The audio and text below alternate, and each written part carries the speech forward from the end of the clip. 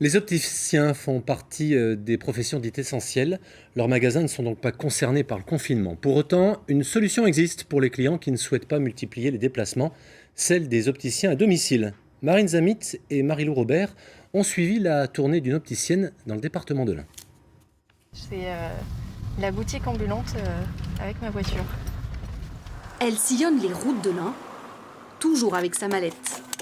À l'intérieur, pas moins de 400 paires de lunettes différentes. Mélanie est opticienne à domicile depuis 2 ans. Alors, dites-moi, on s'installe au salon ? Prise de mesure, contrôle de la vision et essayage des montures. Ce sont les mêmes prestations qu'en magasin.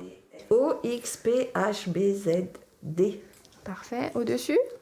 La formule a séduit ce couple de septuagénaires, plus confiants à l'idée de rester chez eux en ce moment. On est confiné, bien évidemment, on prend le moins de risques possible et le simple fait de sortir la voiture, d'aller jusqu'à Ambérieu, de circuler en ville, de rentrer dans un magasin, même s'il n'y a pas de risque, ça, c'est une contrainte. Puisqu'elle respecte toutes les règles sanitaires en cours, je me sens bien en sécurité, plus que si j'allais rencontrer d'autres gens dans un magasin où il peut y avoir quand même des personnes contaminées.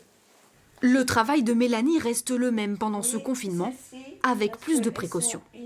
C'est pas évident d'essayer ses lunettes avec un masque, donc on se met à distance, bien évidemment. Chaque lunette essayée est désinfectée après, pour pas prendre de risques supplémentaires. Et une fois les essayages terminés, remise de masque obligatoire. Depuis la pandémie, l'opticienne a observé une augmentation des demandes de rendez-vous. Pour cette retraitée, l'explication n'est pas seulement sanitaire. Au moins, on peut discuter, on peut boire un petit café, hein, n'est-ce pas? Et puis c'est génial, je trouve. On ne voit plus les petits-enfants, on ne voit plus les enfants, donc ça fait du bien de pouvoir discuter. Voilà. Rassurées par ces consultations à domicile, les personnes vulnérables y voient aussi un remède contre l'isolement.